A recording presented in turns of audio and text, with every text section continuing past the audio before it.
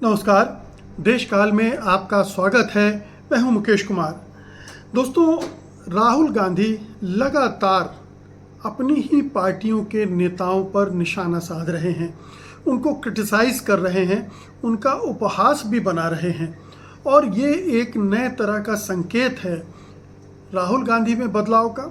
और राहुल गांधी जिस तरह का बदलाव अपनी पार्टी में, संगठन में चाहते हैं, उस बदलाव को लाने का भी। आपको याद होगा कि पिछले कुछ अरसे से, बल्कि पहली बार जब उन्होंने अध्यक्ष पद से इस्तीफा दिया था 2019 के आम चुनाव के बाद, तब भी उनकी सबसे बड़ी शिकायत यही थी कि जो पार्टी के वरिष्ठ नेता हैं वो उन्होंने उनका सहयोग नहीं किया था। वो अपने बेटों और रिश्तेदारों को जिताने में ही लग गए थे और उन्होंने पार्टी का ख्याल नहीं किया था, जिसकी वजह से पार्टी की दुर्गति हुई थी। आपको याद होगा कि बाकायदा इस संदर्भ में नाम लिया गया था अशोक गहलोत का, कमलनाथ का, दिग्विजय सिंह का, भूपिंदर सिंह हुड्डा का। इस तरह के नेताओं पर सवालिया निशान लगाए गए थे। राहुल गांधी की दिक्कत ये रही है कि जो पुरानी पीढ़ी के नेता हैं वो उनका साथ शुरू में बिल्कुल भी नहीं दे रहे थे, बल्कि उनको परेशान कर रहे थे, उनकी राह में रोड़े अटका रहे थे। और तमाम तरह से आपको याद होगा कि G23 का जो ग्रुप बना था, जिसमें सारे जो बुजुर्ग नेता थे जाकर इकट्ठे हो गए थे और उन्होंने गोलबंदी शुरू कर दी थी। वो स्वीकार करने के लिए तैयार ही नहीं थे राहुल गांधी के नेतृत्व का।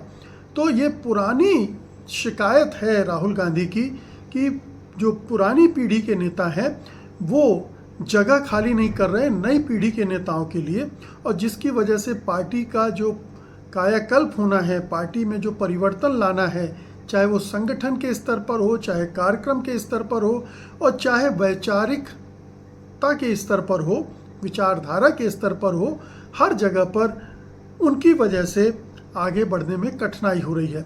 लेकिन 2024 के चुनाव के बाद राहुल गांधी को एक नई ताकत मिली है। आप कह सकते हैं कि भारत जोड़ो यात्रा के बाद ही उनको एक नई ताकत मिल गई थी, क्योंकि राष्ट्रीय स्तर पर उनको एक सफल नेता तो नहीं कहना चाहिए, लेकिन एक उभरते हुए नेता के तौर पर, एक गंभीर नेता के रूप में स्वीकार कर लिया गया था और विपक्षी दलों में भी उनकी स्वीकार्यता बढ़ गई थी।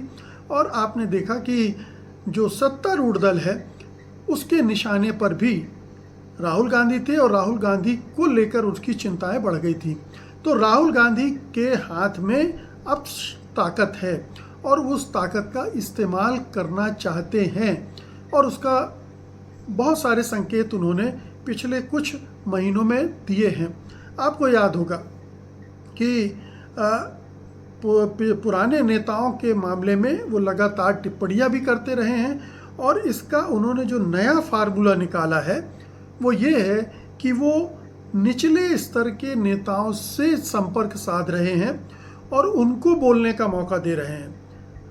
आज कल उन्होंने जो गुजरात में कहा है पार्टी के वरिष्ठ नेताओं के बारे में, वो तो गजब है। ये केवल गुजरात तक सीमित नहीं है, बल्कि ये राष्ट्रीय स्तर पर इसका संदेश जाएगा। उन्होंने कहा कि जो नेता बूथ स्तर पर भी अपनी पार्टी को जिता नहीं पाते हैं, वो कुंडली मार के बैठे हुए हैं, वो दूसरे नेताओं को आगे नहीं आने देना चाहते हैं। तो उन्होंने जो ग्रास रूट लेवल का वर्कर है उसके दिल को छू लिया है, उसकी नब्ज को पकड़ लिया है और वो वहाँ से उसकी शुरुआत कर रहे हैं। कुछ समय पहले आपको याद होगा कि ऐसे ही एक छोटे स्तर के नेता ने के हवाले से उन्होंने बताया था कि कैसे उनको कहा गया था कि कांग्रेस के साथ मुश्किल ये है कि बारात के घोड़े को वो इलेक्शन के जंग के मैदान में उतार देती है और जंग के घोड़े को बारात का घोड़ा बना देती है। इसका मतलब इसकी जो पूरी रणनीति है उल्टी होती है और सही आदमी को सही जगह नहीं बैठाया जाता और इसलिए उस रिजल्ट भी नहीं आते हैं सही। राहुल गांधी अब इस चीज़ को पलट रहे हैं।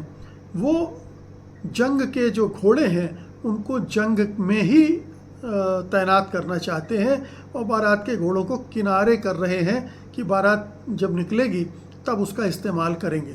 तो ये ग्रास रूट वर्कर के लिए, निचले स्तर पर जो कार्यकर्ता हैं कांग्रेस के लिए, कांग्रेस के, उनको एक नई जीवनी शक्ति मिल सकती है। उन्हें पहली बार इस तरह का महत्व केंद्रीय स्तर के नेताओं के द्वारा मिलता दिख रहा है। ये अरसे के बाद हो रहा है कि राहुल गांधी, राष्ट्रीय नेता, कांग्रेस के सर्वोच्च नेताओं में से एक, वो निचले स्तर के नेताओं के महत्व को, उनकी भूमिका को महत्वपूर्ण बता रहे हैं, उसकी अहमियत को समझा रहे हैं और उन्हें बोलने का मौका दे रहे हैं, उन्हें काम करने का मौका देना चाहते हैं। इसीलिए वो कह रहे हैं कि अब जो फैसले होंगे ज़िला स्तर पर क्यों नहीं हो सकते, जो किसे टिकट मिलनी है किसे नहीं मिलनी है ये ज़िला स्तर पर क्यों तय नहीं हो सकता है, तय होना चाहिए, तय होगा। इसी तरह से उन्होंने पॉलिटिकल अफेयर्स कमेटी ज़िला स्तर तक बनाने की बात की है, उसका प्रावधान करने की बात की है। तो जाहिर है कि वो डिसेंट्रलाइज कर रहे हैं पार्टी को, विकेंद्रीकृत कर रहे हैं। और विकेंद्रीकरण, जो कि सबसे बड़ी खामी कांग्रेस में यही आ गई थी कि वो बहुत सेंट्रलाइज्ड हो गई थी। सभी लोग मानते हैं कि गांधी परिवार, 10 जनपद, इसी के इर्द गिर्द कांग्रेस सिमट कर रह गई थी और इसीलिए उसकी जड़ें साफ होती चली गई थी। राहुल गांधी इस स्थिति को पलटने की कोशिश कर रहे हैं। कितना कामयाब होंगे अभी कहना मुश्किल है, लेकिन उन्होंने ये बात पकड़ ली है कि अगर कांग्रेस का रिवाइवल होना है तो वो ऊपर से नहीं होगा, वो नीचे से होगा। ऊपर का नेतृत्व जो है वो किसी स्तर पर वैचारिक स्पष्टता दे सकता है, वो एजेंडा पार्टी का तय कर सकता है, लेकिन उसके लिए भी निचले स्तर से उसको फीडबैक आना चाहिए। वो कार्यक्रम बना सकता है, एक दिशा निर्देश जारी कर सकता है। लेकिन अगर निचले स्तर पर संगठन सक्रिय नहीं हुआ, अगर उसमें ऊर्जा नहीं हुई, तो ऊपर से जो कुछ भी किया जाएगा वो सब बेकार जाएगा, पानी में बह जाएगा। और यही होते हुए पिछले कई वर्षों से कांग्रेस नेतृत्व देख रहा है कि ऊपर से वो कुछ करता है, लेकिन नीचे के स्तर पर संगठन में जो चौकड़ी कुंडली मारे बैठे हुए हैं बड़े नेता, पुराने घाघ शातिर नेता, वो निचले स्तर के कार्यकर्ताओं को मौका ही नहीं देना चाहते, क्योंकि उन्होंने अपनी एक गुटबंदी कर ली है। उसमें अपने नाते, रिश्तेदार, मित्र, वही सब बार बार रिपीट होते रहते हैं और उससे जो निचले स्तर का कार्यकर्ता है उसमें फ्रस्ट्रेशन आता है। वो हताश होता है कि इस पार्टी में गुंजाइश नहीं है और फिर वो दूसरी पार्टियों का रुख करने लगता है। राहुल गांधी अगर ये जो मुहिम चला रहे हैं, हालांकि अभी उसका केंद्र गुजरात है और गुजरात को उन्होंने एक चुनौती के रूप में ले लिया है और उन्होंने कुछ दिन पहले कहा था कि गुजरात में ही बीजेपी को हराएंगे। अब ये उसी तरह से कि रावण की नाभि में तीर मारने वाली बात है कि अगर रावण को ख़त्म करना है तो उसके नाभि में तीर मारना होगा, क्योंकि वहीं पर उसका अमृत कुंड है और उसको जब तक नष्ट नहीं किया जाएगा तब तक रावण नहीं मरेगा। रावण को एक रूपक की तरह लीजिए। मैं रावण को मोदी से नहीं जोड़ रहा हूँ, मोदी सरकार से नहीं जोड़ रहा हूँ, मैं बीजेपी से भी नहीं जोड़ रहा हूँ। एक रूपक के तौर पर, एक मिथक, एक कहानी, एक उदाहरण के तौर पर ये राहुल गांधी ये जो निशाना साध रहे हैं वो उसी पर साध रहे हैं। और जब निचले स्तर के कार्यकर्ताओं को अहमियत मिलने लगेगी, वो सक्रिय हो जाएंगे, पूरा संगठन सक्रिय हो जाएगा, तो कांग्रेस अपने आप में एक नई ऊर्जा का अनुभव करेगी। और साथ ही ये जो घाघ बूढ़े नेता हैं वो धीरे धीरे किनारे होते जाएंगे, क्योंकि फिर जो निचले स्तर से फोर्स आएगा वो उनको वहाँ बैठे रहने नहीं देगा, उन्हें किनारे लगा देगा, उन्हें मार्गदर्शक मंडल की राह दिखा देगा। तो एक बड़ा अभियान, इसको एक शुरुआत भर में देखा जाना चाहिए। राहुल गांधी जो गुजरात में कर रहे हैं, इसके गुजरात चुनाव में क्या इम्पैक्ट पड़ता है, उससे भी काफ़ी कुछ तय होगा कि निचले स्तर पर इतना काम करने का ये नतीजा निकल सकता। तो आप मान लें कि गुजरात राहुल गांधी की एक प्रयोगशाला बन रहा है। गुजरात नरेंद्र मोदी की भी प्रयोगशाला है, आरएसएस की भी प्रयोगशाला है और उन्होंने जो प्रयोग किए हैं वो हम सब जानते हैं, और उसका क्या इम्पैक्ट राष्ट्रीय राजनीति पर पड़ा है ये भी हम जानते हैं। तो ये जो प्रयोगशाला बनाई है, और उस प्रयोगशाला में ही ध्यान कीजिए कि गुजरात के ही भावनगर के में ही उन्होंने कांग्रेस का अधिवेशन किया, साबरमती नदी के किनारे किया, उन महापुरुषों को याद किया जो गुजरात से आते हैं, पटेल हैं, गांधी हैं, और उनको सामने रखकर उन्होंने अपनी मुहिम की शुरुआत भी की है। तो ये और अच्छा खासा वक्त राहुल गांधी इस समय गुजरात में गुजार रहे हैं। वो तमाम नेताओं से, छोटे बड़े नेताओं से मिल रहे हैं, उनको बोलने के लिए उकसा रहे हैं। तो ये एक जो आवाज़ मिल रही है कांग्रेस के निचले स्तर के कार्यकर्ताओं को, ये कांग्रेस की ताकत बन सकता है। लेकिन ये काम बहुत ही मुश्किल, बहुत कठिन है, क्योंकि कांग्रेस पार्टी के पास अभी सत्ता भी नहीं है। कांग्रेस के पास न साधन है, न संसाधन है, न धन है। तो जो है वो अपने प्रयास हैं, अपनी मेहनत है, और सीमित साधनों में अपने को खड़ा करने की एक जिद भी है, एक चुनौती भी है। राहुल गांधी उसी चुनौती को लेकर आगे बढ़ रहे हैं। राहुल गांधी से बेहतर और कौन जानता है कि कांग्रेस पार्टी के पास साधन संसाधन नहीं है। केवल वो अपनी मेहनत पर भरोसा कर सकते हैं और अपनी समझदारी से इस जो बीजेपी ने पूरा एक कब्जा कर लिया है राष्ट्रीय राजनीति पर, सत्ता प्रतिष्ठान पर, मीडिया पर, एकेडमिया पर, तमाम तरह की जो संवैधानिक संस्थाएं हैं उन पर, उनसे लड़ने के लिए राहुल गांधी को एक विशाल जन समर्थन चाहिए होगा। वो ठीक है, साधन संसाधन नहीं है, लेकिन अगर वो जनमत को अपने साथ कर लें तो ये सारी चीज़ें बेमानी हो सकती हैं। तो राहुल गांधी इस चुनौती को समझ रहे हैं, ये बड़ी बात है। देखिए, जब कोई नेता अपनी पार्टी का अपनी आत्मालोचना करना शुरू कर देता है तो ये एक बहुत बड़ा स्टेप होता है उस पार्टी, उस संगठन, उस नेता में बदलाव का। राहुल गांधी अभी तक कुछ समय पहले तक बच रहे थे। ये 6-8 महीने से शुरू हुआ है जब उन्होंने अपनी पार्टी का नेतृत्व, अपनी पार्टी का कार्यक्रम, अभी हाल में उन्होंने कहा था कि कांग्रेस ने पिछड़ों और दलितों को जाने दिया, उनको रोकने की कोशिश नहीं की, उनसे जुड़ने की कोशिश नहीं की, और उसकी वजह से ये हाल हुआ। वो केवल ब्राह्मणों और मुसलमानों के साथ जुड़कर अपना भविष्य देख रही थी। तो ब्राह्मण तो छोड़ ही गए, वो तो बीजेपी के पास चले गए।